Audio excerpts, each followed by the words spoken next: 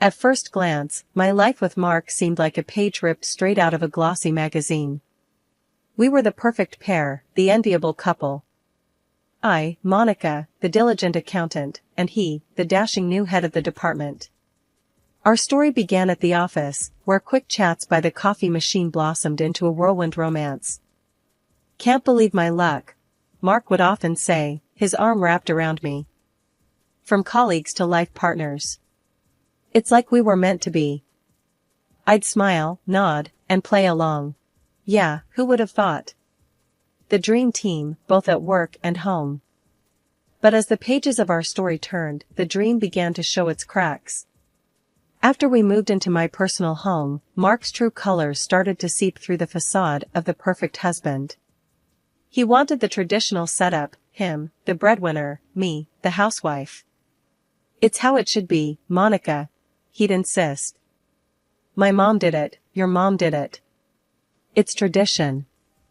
I wanted to argue, to say that times had changed, but I swallowed my words. The prospect of starting a family, of building our little world, was too tempting. So, I hung up my accountant's hat and embraced the role of a housewife, blissfully unaware of the storm brewing on the horizon. The first drops hit when I noticed the trail of socks and underwear Mark left around the house. "Seriously, Mark? Am I married to a man or a centipede?" I joke, trying to keep the mood light. He'd laugh it off, clueless or indifferent to the chaos he was creating. "Come on, Monica. It's just socks. No big deal." But it was a big deal. It was the dishes left by the TV, the pizza boxes on the armchair, the complete disregard for the sanctity of our home. I tried to talk to him, to make him see reason. "Mark, this isn't working. You need to clean up after yourself. This is our home, not a frat house." His reaction was always the same: anger, defensiveness, and a barrage of excuses. "I work all day, Monica. I don't have time for this. You're the housewife, remember? This is your job." Cooking, cleaning, trying to keep the peace, it was a never-ending cycle, a dance I performed to the tune of Mark's whims. But beneath the surface, resentment simmered, a silent scream against the life I was trapped in. Life with Mark's parents felt like a constant invasion. They had this way of just storming into our house, their presence as subtle as a sledgehammer. They never bothered to call ahead, they'd just show up, expecting to be fed and entertained. One afternoon, I was caught off guard by the sound of the doorbell. As I opened the door, there they were, Mark's parents, bags of shopping in hand, looking like they'd just claimed victory in some sort of retail battle. "Well, aren't you going to invite us in, Monica?" Mark's mom, Judy, asked with a tone that brooked no argument. I managed a weak smile, stepping aside. "Of course, come on in." They made a beeline for the kitchen, settling themselves at the table as if it was the most natural thing in the world. "We thought we'd stop by. You know, save you the trouble of cooking for just you and Mark," Judy declared, unloading her shopping bags with a clatter. Stan, Mark's dad, chimed in, already eyeing the fridge. "Yeah, and we figured you'd appreciate the company." "What's for lunch then, Monica?" I felt a pang of irritation. My home, my sanctuary, had turned into a pit stop for their convenience. "I was just about to make some sandwiches," I said, trying to hide my frustration. Sandwiches turned into a full-blown meal as I found myself chopping, stirring, and frying, trying to meet their unspoken expectations. Mark wasn't any help. He'd just slump on the couch, his eyes glued to the TV, completely oblivious to the circus in the kitchen. Later, after they'd left, I tried to talk to Mark about it. "Your parents can't just drop by like this, Mark. It's exhausting. I can't even relax in my own home." He barely looked up from his phone. "Oh, come on, Monica. They're just being friendly. It's not a big deal." I could feel my patience wearing thin. "It is a big deal, Mark. I'm not here to wait on you and your parents hand and foot. I need some space, some respect." But my words seemed to bounce right off him. "They're family, Monica. That's just how family is. Besides, they think you enjoy it. I'd look in the mirror, the reflection staring back at me, a far cry from the woman who once walked the office halls in sharp suits and high heels. Now, it was all baggy sweaters and messy buns, my appearance a casualty of the endless demands of my home life.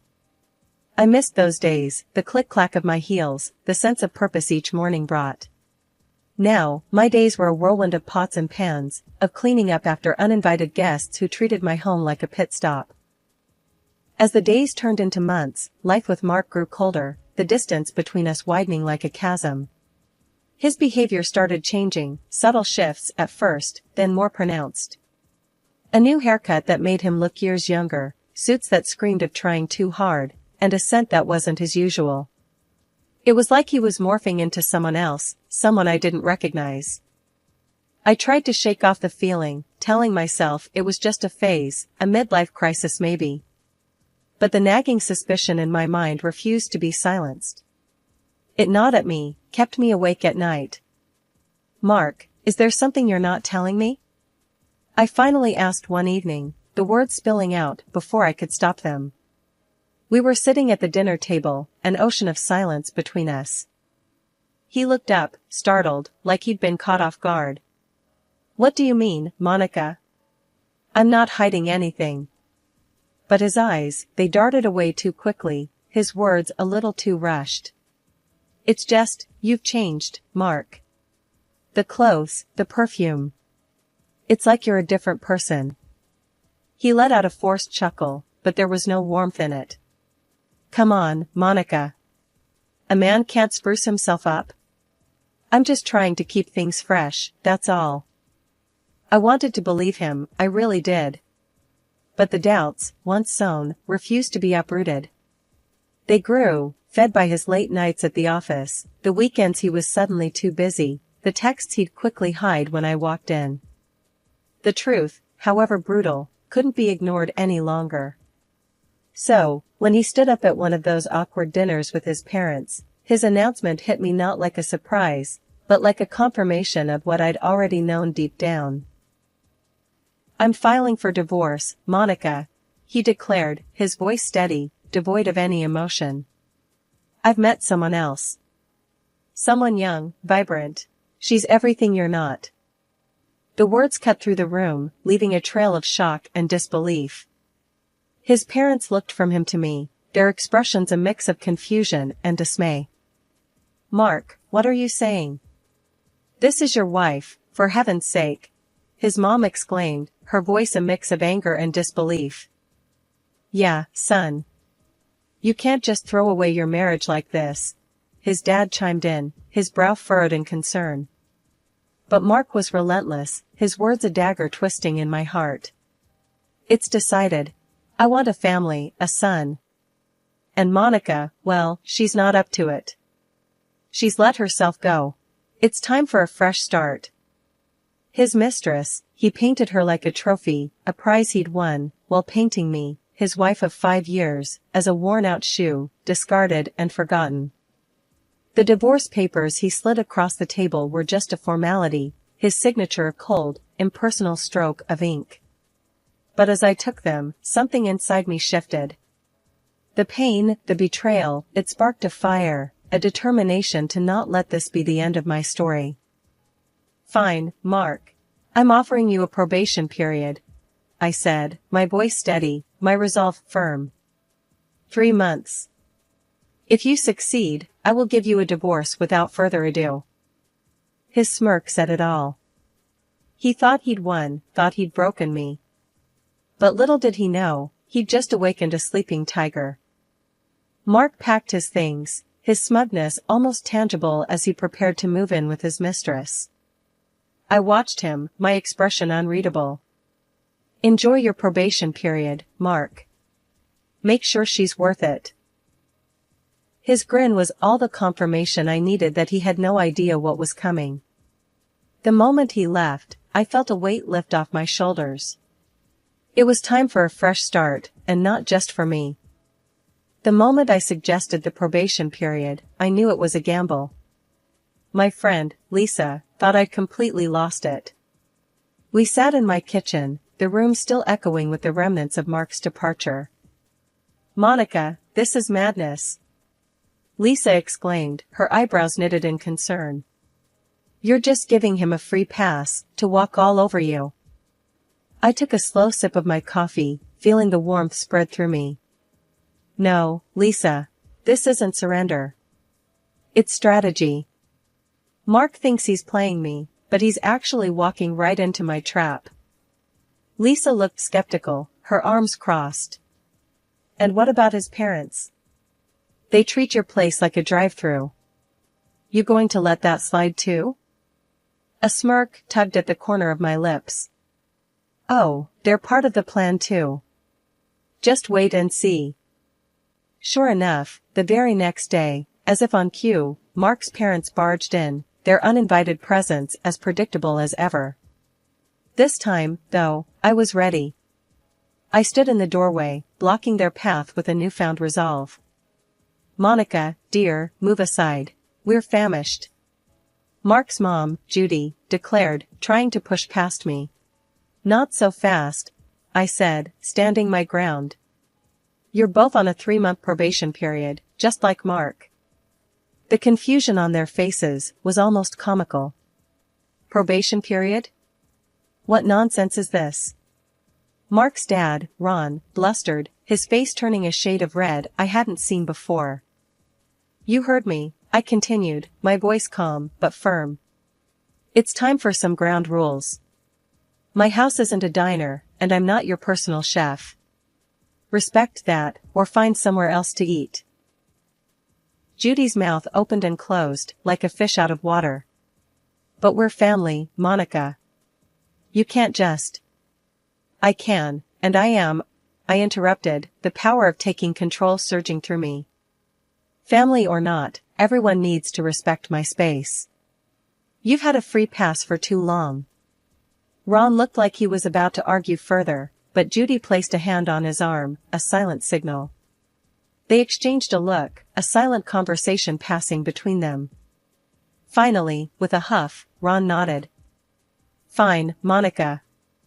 We'll respect your probation period," he grumbled, the words clearly leaving a bitter taste in his mouth. The silence in the house was deafening after Mark and his parents left. It was the first time in years I had the space to just breathe. I looked around, taking in the quiet, and something inside me clicked. This was my chance, my time to rediscover the Monica I'd buried under layers of compromise and sacrifice. I started with small steps. First, it was the clutter Mark had left behind. I gathered his things, boxing them up, each item a farewell to the life I'd known. "This is for you, Monica," I whispered to myself. No looking back. Next, I tackled the mirror. The reflection staring back at me was a far cry from the vibrant woman I used to be. "Time to change that," I said, my voice a mix of determination and excitement. I rummaged through my closet, pushing past the shapeless clothes I'd hidden behind. Deep down, I found the outfits I'd worn back in my accounting days, sharp, chic, a reminder of the confident woman I was. I dressed, the fabric feeling like armor, and for the first time in ages, I smiled at my reflection. The transformation didn't stop there. I hit the ground running, literally. Each morning, I laced up my sneakers and pounded the pavement, the rhythm of my steps a chant of empowerment. "You're doing this, Monica. For you," I'd tell myself as the miles flew by. My diet changed too. No more quick fixes or catering to uninvited guests. I cooked for one, savoring each meal as a celebration of my newfound independence. The beauty salon became my sanctuary. I sat in the stylist's chair, the buzz of the scissors a melody of change. "Just do it," I told the stylist. "I'm ready for a new me." And so, my hair was cut, my style revamped. When I looked in the mirror, I didn't just see Monica, I saw strength, resilience, the beauty of a woman reborn. One evening, as I reveled in the quiet of my home, Lisa dropped by, unannounced, but always welcome. Her jaw dropped when she saw me. "Monica, is that really you?" she gasped, her eyes wide with amazement. I laughed, the sound rich and genuine. "The one and only." What do you think? Lisa circled me, her expression one of pure awe. I think Mark won't know what hit him. You're stunning, Monica. Truly. The compliment warmed my heart, but I knew the transformation ran deeper than appearances. It's not for Mark, Lisa. It's for me. I'm rediscovering the Monica I lost, and you know what? She's pretty amazing. Lisa hugged me, her support as unwavering as ever. She always was, Monica. She always was. With my confidence restored and my spirit unbroken, I took the next step. I dusted off my resume, the document a testament to my skills and achievements. Interviews were lined up, each one an opportunity, a doorway to the future I was building for myself. 2 months after Mark's departure, my quiet routine was interrupted by a call that I had anticipated, yet it still held a tinge of surprise. Mark's name flashed on my phone screen, and I answered with a mix of curiosity and a well-concealed sense of triumph. Monica, I need your help. Mark's voice came through, tinged with a desperation I hadn't heard before. She's left me. Said she couldn't deal with my habits, the socks, the mess. I'm alone, Monica. I leaned against the kitchen counter, a sly smile playing on my lips. Really, Mark? That's unfortunate. But what exactly do you want from me now? His voice cracked slightly. I want to come back, Monica. I realize I made a mistake. Can we meet? Please? The words I had been waiting to say came out smoothly. All right, Mark. Let's have dinner this Saturday at our place. We'll talk then. I could hear the relief mixed with a note of triumph in his voice. Thank you, Monica. I'll be there. I knew you'd give us another chance. After the call, the wheels in my mind began to turn. This dinner would be more than just a meal, it would be my stage. I promptly called Mark's parents, extending the invitation for what I knew would be an unforgettable evening. Judy, Ron, I thought you should join us for dinner this Saturday. Mark will be there, I said, my voice steady and inviting. Judy's response was quick and enthusiastic. Oh, Monica, that's wonderful news. We've been so worried about you too. It's about time things went back to normal. Ron's voice rumbled through the phone. Yes, we're looking forward to it, Monica. It's good to have the family back together. Little did they know that normal was the furthest thing from what this dinner was going to be about. I spent the next few days planning not just the menu, but also how I would articulate the newfound clarity and strength I had garnered in their absence. Saturday arrived, bringing with it a moment I had anticipated yet dreaded. The doorbell's chime echoed through the house, a herald of the impending confrontation. I took a deep breath and opened the door. There stood Mark, suitcases in tow, a smirk painting his face. Behind him, Judy and Ron loomed, their expressions a mixture of hope and silent expectations. I knew you'd come to your senses, Mark said, his voice dripping with a misplaced confidence as his eyes roamed over the new me. Wow, Monica, you look incredible. See, I told you she'd come around, he said, turning to his parents with an air of triumph. Judy chimed in, her voice tinged with relief. Oh, Monica, we're so glad. It's about time things got back to how they were. I motioned for them to sit, my demeanor calm but firm. Please, let's settle down. We have much to discuss. As we gathered in the living room, an awkward tension hung in the air, thick and palpable. Mark, with a misplaced sense of victory, took the lead. Monica, I can't tell you how good it is to be back. I've missed us. And you've really changed. I met his gaze, my own unwavering. I didn't change for you. I changed for me. Mark, what you're seeing isn't a welcome back. It's a goodbye. The shock on his face was mirrored in his parents' expressions. Judy's hand flew to her mouth, and Ron's brow furrowed in confusion. What do you mean, Monica? Judy managed to ask, her voice a quiver of disbelief. Mark left because he thought he'd found something better. But life outside wasn't what he expected, was it? I said, turning my attention back to Mark, who seemed to shrink under the weight of my words. It's not like that, Monica. I realized I made a mistake. That woman, she was nothing compared to you. She left because she couldn't handle, well, the things you always took care of. Mark stuttered, his bravado fading with each word. You mean your mess, your irresponsibility. I corrected him sharply. And now you think you can just waltz back in here, back into my life? Judy interjected, her voice laced with desperation. But Monica, he's realized his mistake. Can't you give him another chance? No, Judy. A mistake is forgetting to pay a bill, not destroying a marriage. And Ron, you both need to understand that my home is not your convenience. I continued, addressing each of them, making sure my stance was clear. Ron, who had been silent, finally spoke, his voice a low rumble. But we're family, Monica. Family sticks together. That's just it, Ron. Family respects each other. Mark disrespected our marriage, and you both disrespected my home. That's not family, that's taking advantage. Mark, now fully deflated, made one last plea. Monica, please, I have nowhere else to go. I'll change, I swear. I stood up, my resolve as solid as ever. It's too late for promises, Mark. We're done. And as for having nowhere to go, that was your choice when you left. I've moved on. You gave me these divorce papers, I said, holding them up. And I signed them. We've been officially divorced for 2 months. The room went silent, the shock palpable in the air. Mark's parents looked from him to me, disbelief written all over their faces. You're divorced?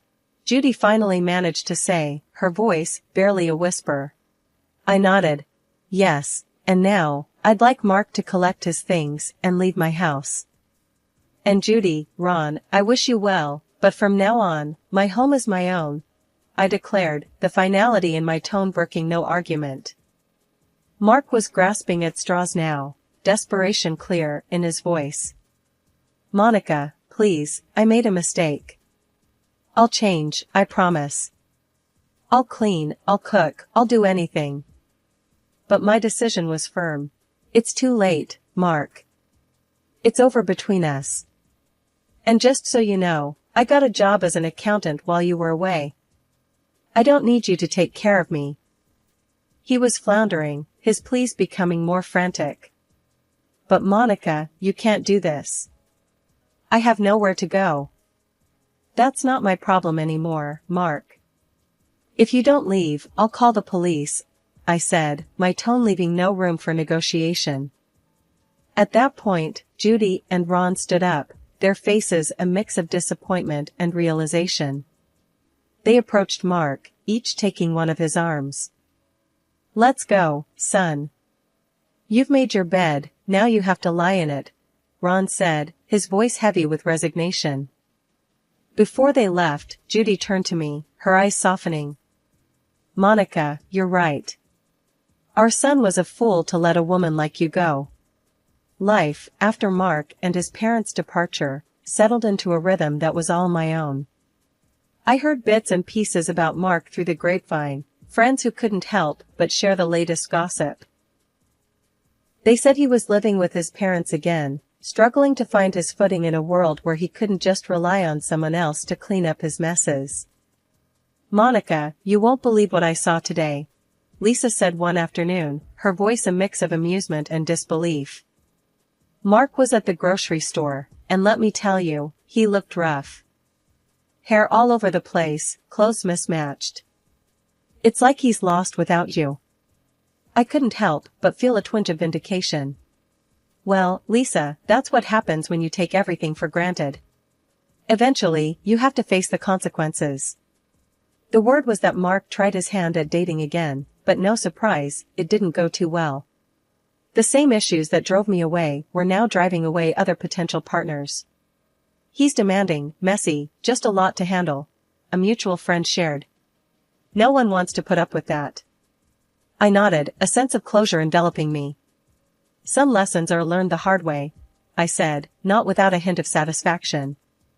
As for me, life had taken a turn for the better, a stark contrast to the disheveled, pathetic figure Mark had become. I got a job as an accountant again, my mind sharp, my contributions valued. The office was a buzz of activity, a place where I thrived, surrounded by numbers and reports. And it wasn't just my career that had taken a turn for the better. My personal life was blossoming too. There was someone new, someone who was everything Mark wasn't. His name was Daniel, and he brought a sense of calm, a respect that I had longed for. As the days turned into weeks, and weeks into months, my life was a testament to resilience, a story of rising from the ashes. Mark, now just a distant memory, was a reminder of what I had overcome. I was Monica, no longer the shadow of someone else's demands or expectations.